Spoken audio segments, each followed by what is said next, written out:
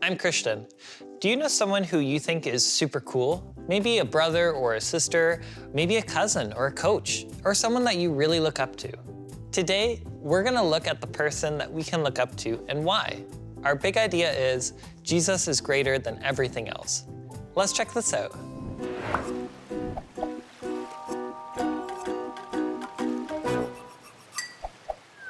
In 2017, more people were wounded and or killed from taking selfies than all the shark attacks in the world. Well, hello again. I'm gonna tell you of a time in my life that I, Jamie Robertson, wanted a video game so badly it consumed my waking and sleeping thoughts. This game was an awesomeness and an epicness beyond anything that the world had created. It was 8 bits of digital glory. This game was so important to me that as I stand before you now to talk about the story, I literally cannot remember the name of it. It was so important at one point in my life, and it is something I have not thought about for years now. What's up with that? Well, believe it or not, that's actually tied into our big idea, that Jesus is greater than everything else, including 8-bit video games from my youth. So our passage today is from John chapter 3, verse 31. And in what I'm about to read, John the Baptist is explaining about the Messiah to the people listening to him. The Messiah, of course, we know to be Jesus. But this is found in the Gospel of John. But these are 2 different Johns. So for the sake of clarity, we'll call John the Baptist John B. John the Apostle, one of Jesus' disciples, we'll call him John A. So John A wrote the Gospel of John, and he's now currently writing about what John B said about Jesus. He has come from above and is greater than anyone else. We are of the earth, and we speak of earthly things, but he has come from heaven and is greater than anyone else. So at this point in the story, John B, John the Baptist, is pretty much a celebrity. People are coming from all over to be baptized by him and to learn from his teaching. And so it's pretty tricky when that many people think you're that great to remain what we would call humble. But John B has this amazing ability of recognizing that he is just one part of the story, and arguably the beginning and not even really the main attraction of this story at all. He's showing that the truly great one, the one that John the Baptist is almost the opening paragraph for, is Jesus. That he is greater than anyone and anything else. And again, building on what we talked about last time with the wind and the sort of the otherworldliness of Jesus' ministry, is John says, listen, we're from the earth. We're here. The way we speak, the way we understand the world is all based on things that are around us that we can touch and sense and whatnot. It's like, but the Messiah, Jesus, comes from another place, and it can explain it in a much better way. Jesus offers us a perspective that is greater than anything we could ever achieve just with our human eyes, ears, senses, minds, whatever. So imagine if everybody else's happiness, everybody else's health, everybody else's faith rested on you. What kind of pressure is that? Nobody can live up to that. That's the point of Jesus. That is why it is so important for us to recognize that Jesus is greater than anyone else, because only Jesus can carry this load. So even when you mess up, your mess ups don't ruin everything else. Your mess ups don't even ruin your life, because Jesus is our guide walking ahead of us. Sure, you're gonna trip on a route. Sure, you may take a wrong path, but Jesus, the guide, who is greater than anyone else, sets you back right again. That's why it is so important for us to relax in the freedom we get from this amazing Messiah that John the Baptist was talking about. It kept him humble, that even though people thought he was great, he said, hey, great, thanks, but someone even greater is on their way. I hope the message is the same for you as well. That when people are like, wow, that was really amazing what you said or what you did, they're like, great, but you know what? It came from someone even greater that I walk closely with. All right, I am Jamie Robertson. I do not own that video game, and you know what? I am totally fine with that. You are you, and all these things make me so very happy. God bless you, and we'll see you next time.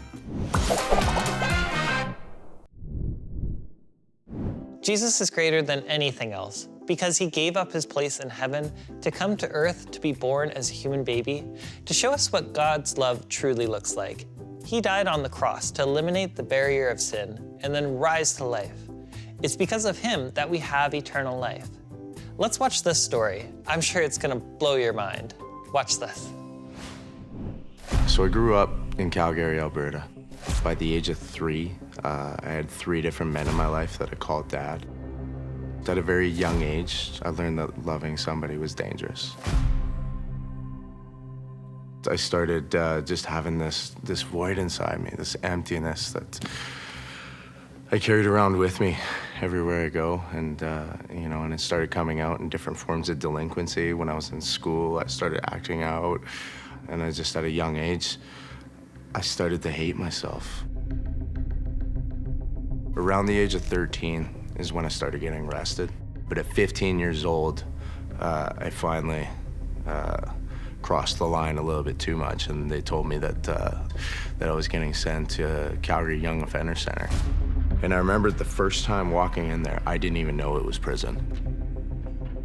And so when I was in there, that was when I started meeting people that were gang members. And these guys treated me good. I spent my whole life being bullied, spent my whole life clawing my way, desperate for people to show me affection, desperate for people to treat me as their equals, and I never got it. And when I was in prison, all of a sudden, for the first time in my life, I got guys that were the cool guys in the institution that liked me, that wanted to be my friend, that wanted to be around me. And so I decided that I would do anything for them. Everything that comes along with gang life followed me getting out of prison. Getting involved in narcotic trafficking, I was getting involved in home invasions, I was getting involved in kidnappings, all kinds of stuff. The darkest day of my life took place on June 6, 2006, which is, oddly enough, 666. My friend and I took the life of my rival in a drug turf war. It was a very evil day. The darkness that took my life over that day was all-consuming. Something happened inside of me after murdering someone that just shut off completely. At 22 years old, got charged with first-degree murder. I remember walking in to a maximum security unit in the Calgary remand. I was looking at 25 years, spending the rest of my life in jail. My heart just went black. Every time I went into a cell with somebody, it was always coupled with a massive statement, and that's that I wanted to move up within the ranks of the gang. And I did. Within 6 months, I was the highest ranking member in the institution. At this time, we were going to war with the largest prison gang in Alberta. So it was literally a 24/7 gladiator school and knife fight. I ended up finding myself with a supermax security classification. In a solitary confinement, you get belly shackles, private escorts to court. When I went to Edmonton Max is one of the most violent prisons in the country. It's just 150 inmates, just violent, brutal killers, everybody. And so any weakness you have to just destroy before you get there, because those guys they're well-versed in people reading, and they can smell fear a mile away. When you walk into that place, you gotta walk in there void of emotion, otherwise it'll eat you alive. So my first-degree murder charge got dropped in 2009. I ended up pleading out to manslaughter with a firearm. And I got out after 6.5 years. When I got out of prison, I decided I wanted to try and put that life behind me. So I ended up getting into car sales. I made lots of money, but at 3.5 years sober, I wanted to die every single day. I started using cocaine again. My goal was just to stay high until I died. I started building a cocaine trafficking operation. What started off as just a few hundred people turned into thousands of customers. And I went from just doing it by myself to having, dozens of people working for me. My habit worsened, rapidly to about $1,500 worth of cocaine a day. I was only sleeping every 6 days. It was deep, it was dark, it sucked. Yeah, so one day I'm at my house, and this girl comes in, and she was just a customer of mine. She wanted to show me this painting, and it was painted by a 7-year-old girl named Akiana Krameric. And the claim was that Jesus taught her to paint. And there's one portrait specifically called the Prince of Peace. And I remember looking at this painting, and I remember looking into his eyes. And so, for the first time in my life, I believed that God was real. But in order for me to have any kind of relationship with him, I would have to get clean. I would have to get sober. I would have to separate myself from my friends. I would have to quit doing and selling drugs. Like me. It would have to be me to do everything. And yeah, what would Jesus want with someone like me? Up to this point in my life, I was a convicted killer. I was a diagnosed sociopath. I was a gang member. I was a drug dealer. What would Jesus want with me? On January 4th, 2017, I decided I was gonna take my life that day.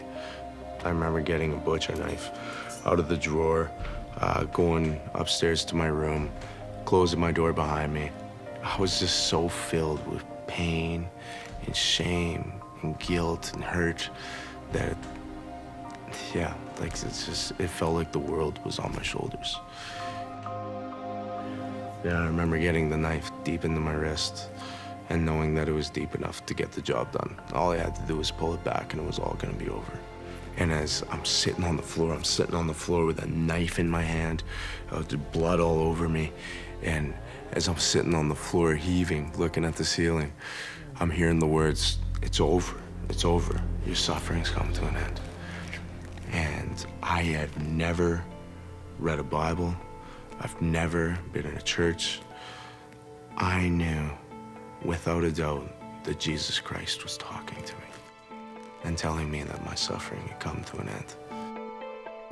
And my addiction was gone. I went from $1,500 of cocaine a day to not even craving. But I was going through a rough detox. But I found myself in pursuit of Jesus. I knew that he saved me, but I didn't know if I was a Protestant. I didn't know if I was a Catholic. I didn't know if I was some kind of witness. I had no idea what I was or where to go. Where do people go that love Jesus? And I'm like, Akiana Krameric. I'm like, what is she? And I Googled, and it turns out she's a Christian. And I'm like, hold on. I'm like, well, that means I'm a Christian. And then I'm like, where do Christians go to church? and it turns out my uncle's a Christian. So I'm like, okay, so where does he go to church when he's in town? And it turns out he goes to the Black Diamond Gospel Chapel. So I went to the Black Diamond Gospel Chapel on that Sunday. And at the end of the service, I get up and I go running out, and the pastor chases me down, and he puts the Bible in my hands. And I remember when he put this book in my hands, I knew that every single word in this book was as good as gold, that this book was perfect. And I have had all kinds of money, I've had all kinds of narcotics, I have all kinds of things in my hands that I thought would make me feel good. I knew in that moment that I had never possessed something so priceless in my entire life. I remember just starting to leaf through the pages of this book. God really started speaking to me. And as the days turned into weeks and the weeks turned into months, I started to get better and my mind started to clear. I started to come out of it. And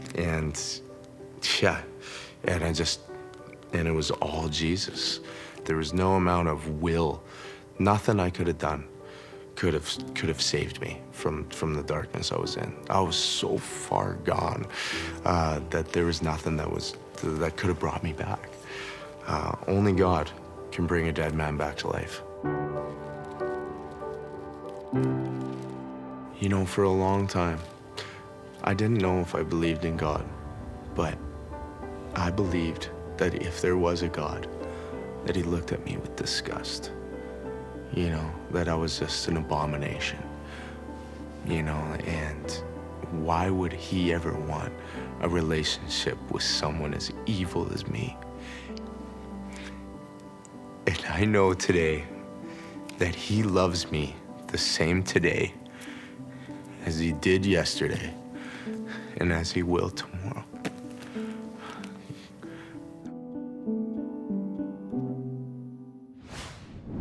I have no words for what Cody went through, but if there's ever a time to praise God for what he did in someone's life, this is definitely the time for that. And as Cody said, it was all Jesus. Nothing Cody did could change his life in this way. And to use Cody's own words, only God can bring a dead man back to life. Jesus is greater than everything else, and no matter what happens in life, we can face that knowing that Jesus is with us.